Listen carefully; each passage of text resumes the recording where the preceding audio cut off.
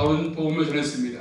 인간의 죄인됨이 어떤 것인가, 또 하나님께로부터 예수님께로부터 의롭다함을 받는 것을 어떤 것인가, 의롭다함 되는 것, 또 예수 그리스도와 함께 죽고 함께 산다는 의미, 또 성령님 안에서 우리의 삶, 이런 것들을 바울은 얘기했습니다.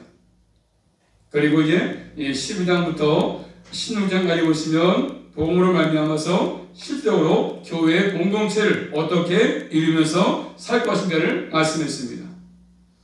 그 사이에 성령이 들어있습니다. 하나님 앞에 엎드려서 찬송을 하고 있지 않습니까? 성령 찬송. 하나님 나라의 진리를 아는 사람의 참된 반응은 성령일 수밖에 없는 것입니다. 예수 안에서 구원을 받았다고 한다면 그분 앞에 감사함으로 찬양할 수밖에 없는 것입니다. 성령. 본 말씀 보시면 33절 말씀 보니까 우리 하나님은 어떤 분이십니까? 한번 따라하겠습니다. 부유하신 하나님. 부유하신 하나님. 자, 앞에서 하나님의 구원의 계획을 말씀하시고 하시는 말씀이거든요. 그렇기 때문에 하나님의 계시된 진리에 대한 반응을 말씀하시는데, 자, 깊도다 하나님의 지혜와 지식에 부유하며 그의 판단은 측량치 못할 것이며 그의 길은 찾지 못할 것이로다, 이렇게 말씀하십니다. 하나님의 계획은 깊습니다. 하나님의 지혜의 부유함, 하나님의 지혜의 풍성함, 이에 대해서는 두 가지 해석이 있습니다. 하나는 하나님의 지혜와 지식의 풍성함, 다시 말하면 부유함의 내용으로 보는 것입니다. 부유함의 내용. 또 하나는 하나님의 지혜와 지식을 하나님의 부유함과 나누어서 보는 것입니다. 자, 하나님의 지혜와 지식을 지금 찬송하고 하나님의 부유함을 지금 찬송하지 않습니까? 이 로마서에서는 하나님의 부유함에 대해서 몇 번 언급을 하고 있습니다. 한번 찾아 확인해보겠습니다. 로마서 2장 가서 보시면 하나님의 부유하심을 몇 번 언급하고 있는데, 로마서 2장 4절 말씀 보시면, 로마서 2장 4절입니다. 시작. 혹 내가 하나님의 인자하심이 너를 인도하여 회개케 하심을 알지 못하여 그의 인자하심과 용납하심과 길이 참으심의 풍성함을 멸시하느뇨. 아멘. 자, 뭐가 풍성함을 말씀하죠? 그의 인자하심과 용납하신 것과 길이 참으신 것이 풍성하다, 부유하다고 말씀하지 않습니까? 또 넘어가서 9장, 로마서 9장 23절 말씀 보시면 9장 23절입니다. 9장 23절 시작. 또한 영광 받기로 예비하신 바 긍휼의 그릇에 대하여 그 영광의 부유함을 알게 하고자 하셨을지라도 무슨 말 하리요. 무슨, 아멘. 뭐라고 말씀하죠? 뭐 부유하죠? 영광의 부유함, 영광도 부유하시다, 이렇게 말씀하십니다. 또 로마서 10장 12절 말씀 보시면, 로마서 10장 12절입니다. 시작. 유대인이나 헬라인이나 차별이 없음이라 한 주께서 모든 사람의 주가 되사 저를 부르는 모든 사람에게 부유하는도다. 아멘. 자, 저를 부르시는 모든 사람에게 부유하시도다, 이렇게 성경 말씀 보시면 몇 번 이렇게 언급합니다. 우리 하나님은 부유하시다, 풍성하시다, 이렇게 말씀하십니다. 하나님은 부유하신 분이십니다. 모든 것들 다 갖고 계신 분이시지 않습니까? 여기서는 뭐라고 말씀하죠? 하나님의 지혜와 지식의 풍성함을 말씀하십니다. 하나님의 지혜와 지식은 감춰져 있다가 드러난 계시된 진리입니다. 하나님의 구원의 계획, 그리고 예수 그리스도의 십자가와 관련되어 있는 것이죠. 이 모든 것은 참으로 하나님의 부유하심을 잘 나타내주지 않습니까? 구원의 계획, 십자가, 얼마나 부유하신지, 얼마나 풍요로우신지, 이 모든 것은 참으로 하나님의 부유하심을 잘 나타내주고 있습니다. 그래서 오늘 말씀 보시면 그의 판단은 측량치 못할 것이며 그 길은 찾지 못할 것이라 말씀했습니다. 그의 판단, 하나님께서 생각하시고 하나님께서 결정하신 것, 그것은 헤아릴 수가 없습니다. 인간의 머리로 측량할 수가 없습니다. 아무리 좋은 대학을 나왔다 할지라도 인간의 머리 갖고는 절대로 하나님의 크신으로서 그런 모든 것을 판단을 측량할 수가 없습니다. 인간의 머리로 헤아릴 수가 없습니다. 그리고 그의 길은 하나님의 전체 섭리를 의미할 것인데, 하나님께서 행하시는 일들, 하나님께서 인도하시는 곳, 그것은 우리의 관찰로, 우리의 머리 써서 탐구해가지고 알 수 있는 것이 아니거든요. 또 하나님의 길을 찾지 못한다. 이 말씀은 이사야서 말씀 보시면 거기에 반영된 말씀인데 한번 찾아보겠습니다. 이사야서 55장 8절부터 9절 말씀 보시면 하나님의 길을 찾지 못한다. 하나님의 길을 우리 인간들은 찾지 못한다. 이사야서 55장 8절부터 9절 말씀을 반영한 말씀이거든요. 하나님의 길을 찾지 못한다. 이사야서 55장 8절 9절 말씀 시작. 여호와의 말씀에 내 생각은 너희 생각과 다르며 내 길은 너희 길과 달라서 하늘이 땅보다 높음같이 내 길은 너희 길보다 높으며 내 생각은 너희 생각보다 높으니라. 아멘. 자, 그렇기 때문에 우리는 내 머리 가지고는 하나님의 길을 찾을 수가 없습니다. 왜요? 생각이 다르기 때문에. 나의 길과 너의 길이 다르기 때문입니다.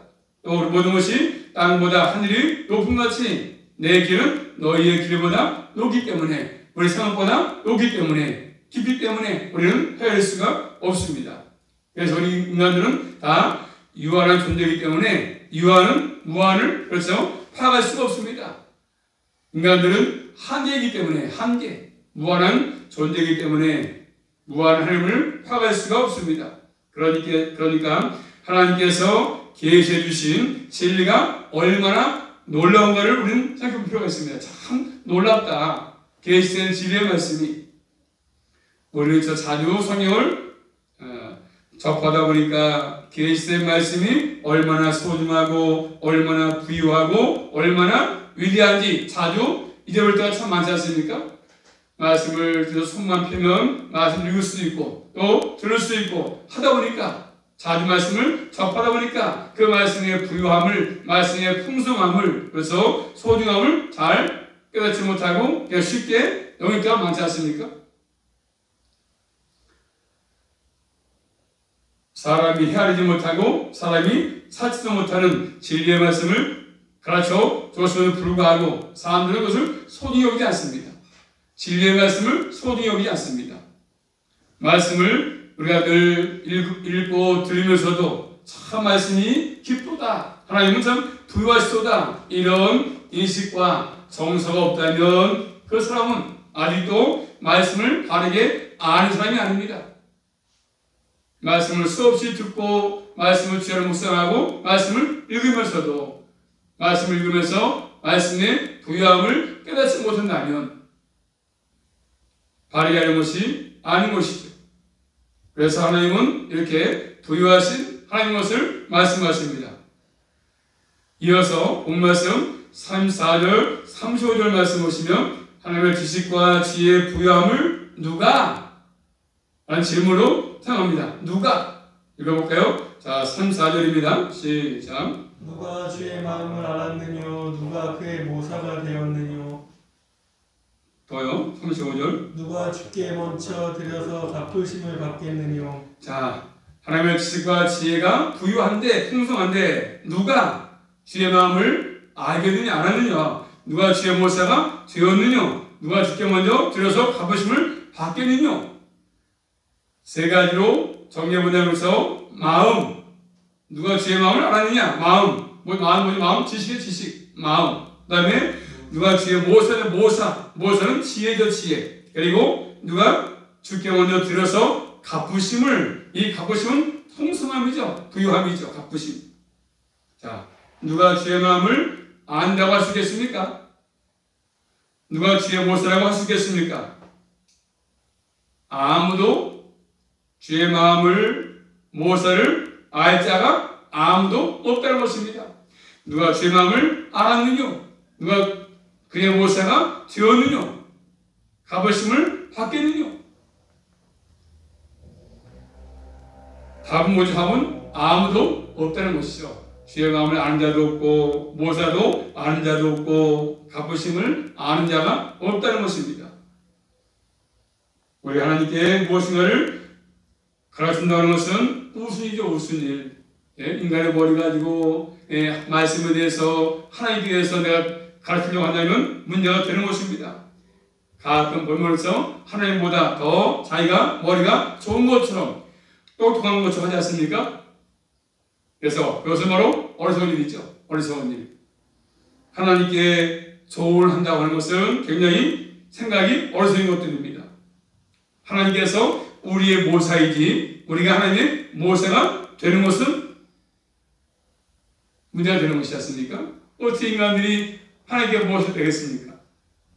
내 생각은 이런데 그렇지 않습니까? 사람은 항상 그렇습니다. 말씀보다 내 생각을 앞장서서 내 생각은 이런데 왜 하나님께서 에덴 동산에 선악과 나무를 세우지 않았다면 괜찮을 것인데 왜 이렇게 하시지? 왜 그렇게 했을 거야? 이렇게 인간의 생각을 앞서서 하나님을 가르치려고 하는 것이죠. 자기 생각을 앞장서서 하나님께 조언합니다. 조언. 이런 모든 것들은 전부 잘못된 어리석은 것을 말씀하고 있습니다. 아무리 머리가 좋다 할지라도 그런 모든 것들은 하나님께 조언하는 것은 잘못된 생각 아니겠습니까? 하나님보다 더 똑똑한 것처럼 자기 머리가 좋은 것처럼 말씀을 뒤로 하고 하나님을 뒤로 한 채 하나님을 가리키려고 하는 것이죠. 조언하는 것이죠. 주님께서 교회를 세워주시고 또 교회 안에 직분자를 세우지 않습니까? 직분을 줬습니다. 직분을. 그러면 직분을 왜 세웠습니까? 죄를 감당하라고. 그런데 사람들은 더 똑똑한 척 프로그램을 가지고 교회를 잘 세우려고 하고 있습니다. 어떻게 하면 말씀을 더 신실하게 따를 것인가? 그것은 생각지 않고 그저 실용성, 말씀을 올바르게 증거하지 않고 어떻게 하면 교회에 부흥할까? 어떻게 하면 성장할까 싶어서 그렇죠? 말씀을 떠난 어떤 걸 잔뜩 세워가지고 계획을 세워서 거기에 동원해가지고 사람을 끌어모으려고 하는 것들이 많지 않습니까? 말씀을 떠난 교회 부흥, 어떤 실용성, 말씀대로 하는 것은 우리 시대에 교회의 실용성이 떨어지니까 이렇게 하는 것이 좋지 않겠느냐 해가지고 저까지 합니다. 예, 구제해야 된다. 남을 도와야 된다. 기독교의 본질, 우리 교회의 본질은 뭡니까? 남을 도와주고 구제하는 것이 목적은 아니지 않습니까? 신의 본질은 그거 아니었죠. 예수님의 그리스도의 고난과 십자가를 증거하는 것이 교회의 목적인데 불구하고 이런 것들이 너무 좀 빠져있지 않습니까? 그럼 많이 줘가지고 그렇죠. 나눠줘가지고 교회로 끌어들일까 하는 것들. 그런 것입니다. 그게 본질은 아닌데 불구하고 물론 해야 되겠죠. 근데 교회는 그런 것이 목적이 아니지 않습니까? 주님을 자랑하고 십자가를 자랑해서 부활을 복음을 증거하는 것이죠. 그래서 영혼들을 구원하는 게 목적인데 불구하고 다른 것들을 많이 하기 때문에 문제가 되는 것입니다. 이런 모든 것들은 하나님을 잘 모르는 사람들의 모습 아니겠습니까? 자, 다시 말씀 보십니다. 35절 말씀 보시면 다시 시작. 누가 주께 먼저 드려서 갚으심을 받겠느뇨? 누가 주께 먼저 드려서 갚으심을 받겠느뇨? 아무도 없다는 것이죠. 답은. 그런데 자꾸 있다고 주장하는 사람들이 많이 있지 않습니까? 있다고. 자신이 하나님 앞에 먼저 뭘 드려서 내가 이렇게 드리니까 하나님께서 그래서 나에게 응답했다. 뭘 드리니까. 자꾸 하나님보다 자신을 앞장서는 것입니다. 내가 뭘 드려가지고 하나님께로부터 자신이 원하는 것을 받겠다는 것이죠. 내가 드린 건 주겠지만 하나님께서. 이런 모든 것들이 다 어리석은 일이시죠. 내가 뭔가 많이 드리면 하나님께서 많이 주겠지. 이런 것들이죠. 자, 이 말씀은 욥기서 말씀 보시면 이해가 되실 것입니다. 욥기서 41장 11절 말씀의 반응인데 욥기서 41장 11절 구약성경 욥기서 41장 11절입니다. 누가 먼저 시작. 누가 먼저 내게 주고 나로 받게 하였느냐? 온 천하에 있는 것이 다 내 것이니라. 아멘. 누가 먼저 내게 주고 나로 갚게 하겠느냐? 온 천하에 있는 것이 다 내 것이다. 다 온 천하에 있는 것이 다 주님 것인데 내 것을 많이 들여가지고 뭔가를 얻어내보겠다고 하는 생각들은 다 어리석다고 말씀하지 않습니까? 다 내 것이다. 또 구약성경 시편 50편 말씀 보십니다. 온 천하에 있는 것이 다 내 것이니라. 그런데 잘못된 사람들은 자기가 많은 걸 들여서 하나님께로부터 자신이 원하는 것을 받겠다고 하는 것이죠. 받겠다고. 자, 시편 50편 자, 10절부터 12절 말씀 보십니다. 이는 시작. 삼림의 짐승들과 천산의 생충이 내 것이며 산의 새들도 나의 아는 것이며 들의 짐승도 다 내 것이미로다. 내가 가령 주려도 내게 이르지 않을 것은 세계와 거기 충만한 것이 내 것이미로다. 아멘. 다 누구 겁니까? 주님 것이라고 말씀하셨습니까? 삼립, 나무라든가 짐승, 그래서 또 생축, 모든 새까지 짐승까지 다 내 것이다. 이렇게 말씀하십니다. 거기에 충분한 것이 다 내 것이다. 세계까지 모두 포함해서. 그래서 하나님 없어서 무엇을 드린다고? 하나님이 거지처럼 하나님 없으니까 다리나 보다 드린다고 하나보다 그런 마음을 가지고 드린다고 한다면 하나님께 뭘 드려가지고 이자 저 받겠다는 거예요. 이자 쳐가지고 내가 100만 들었으니까 1000만 원 주겠지. 이런 생각들. 그런 분들은 하나님도 모르고 하나님의 부유하심과 풍성함도 모르는 사람들의 생각이지 않습니까? 내가 이만큼 드렸으니까 더 많이 주겠다, 따로 주겠지. 이런 생각들. 말씀을 본문에서 누가 주께 먼저 드려서 갚으심을 하겠습니까? 아무도 없습니다. 어떠한 결과를 가지고 주께 먼저 드리기 때문이라고 말씀하셨습니까? 이런 생각은 다 어리석은 생각이죠. 하나님의 말씀을 무시한 것들입니다. 우리의 모든 것들은 뭐죠? 하나님께 드리는 것은 내가 이만큼 드려서 원하는 것을 많이 바꾸지 아니고 그래서 다시 한번 깨닫고 나를 구원하셨구나. 그 은혜에 감사해서 감사의 성격을 가지고 하나님께 모든 것들을 드리는 것이죠. 나와서 예배 드리는 것이고 10회도 하는 것이고 감사의 물도 드리는 것이고 모든 걸 드리는 것이죠. 하나님께 영광을 돌리는 것입니다. 자, 그런 것들을 오늘 본문에서 말씀하고 있습니다. 그다음에 세 번째로 마지막으로 말씀하시면 자, 그분에게 영광의 세세 동안 36절 말씀 시작. 이는 만물의 주에게서 나오고 주로 말미암고 주에게로 돌아갑니다. 영광이 그에게 세세 있으리로다. 아멘. 자, 만물들이 말씀을 창조하신 모든 만물이 하나님께 의존되어 있습니다. 저 하나님께 의존되어 있어. 그리고 사람도 하나님께 의존되어 있습니다. 사람은 하나님을 의지하고 살아내는 것이죠. 만물이 왜 존재하겠습니까? 하나님께서 존재하기 때문이죠. 하나님께서 존재하기 때문에 존재하는 거 아니겠습니까? 나무가 있으나 나무 생긴 것이고 하나님께서 존재하도록 했기 때문에 나무가 존재하고 새가 존재하고 사람이 존재하는 것입니다. 자, 그럼 만물이 어떻게 지금 이루어져 있습니까?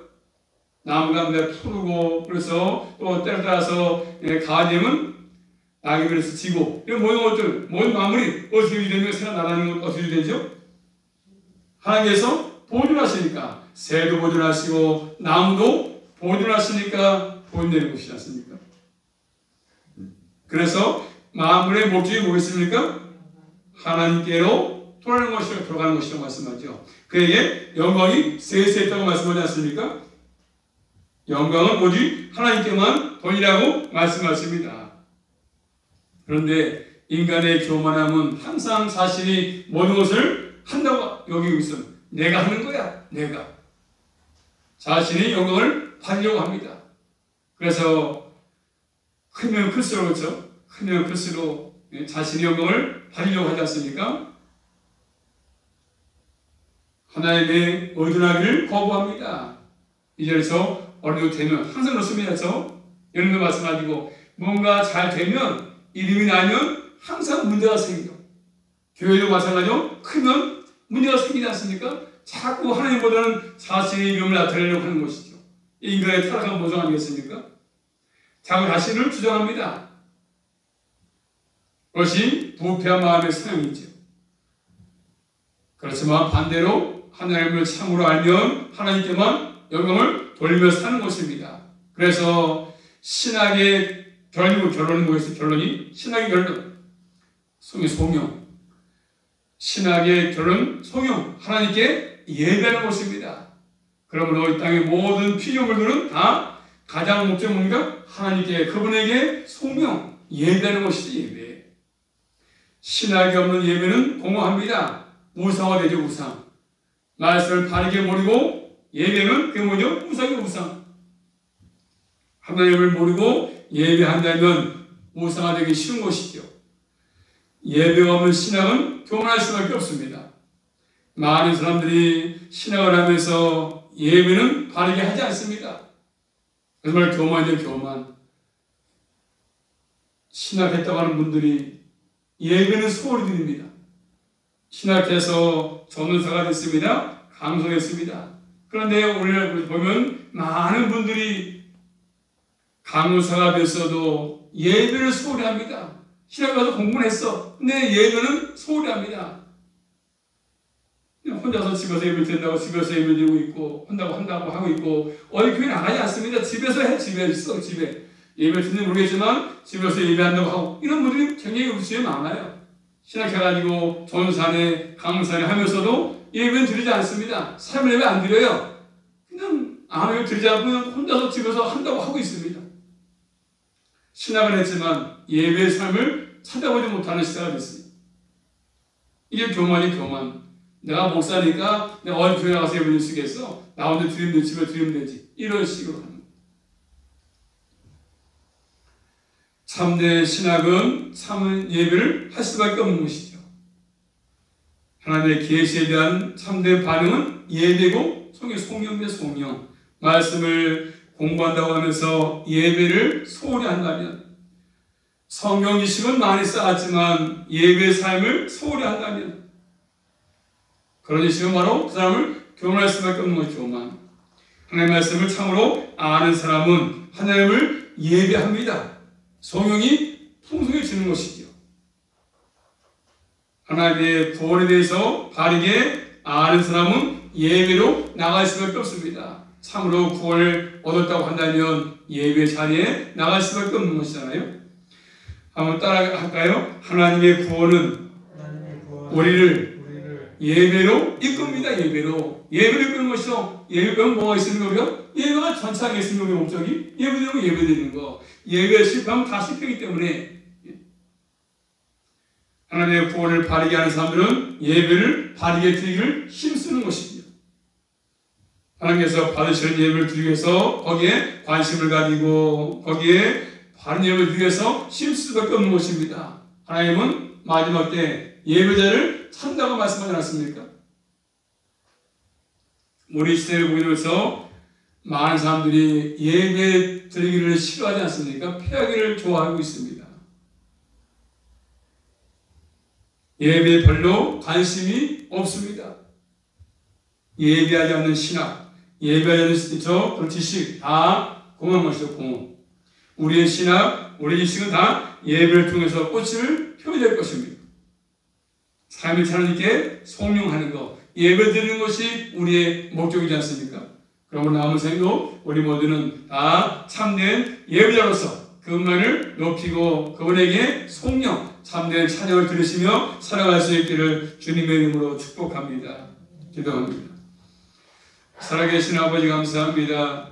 이 땅에 아버지 하나님의 만물을 창조하시고 아버지 모든 것들 주님께 예배라는 것을 말씀하시는데 아버지 가면할수록 예배를 피하고 또 주 앞에 송영하지 않습니다. 예배를 소리하고 있는 것이 있습니다. 그래서 저희를 그런 데가 되지 않게 하시고 늘 참된 예배자로서의 삶을 살아갈 수만 있도록 늘 예배자리에 성공할 수만 있도록 함께하여 주시옵소서. 예배에 실패하지 않게 하시고 늘 주 앞에 감사함으로 영광을 돌릴 수만 있도록 인도하여 주시옵소서. 예수 그리스도 이름으로 감사하며 기도 올리옵나이다. 아멘.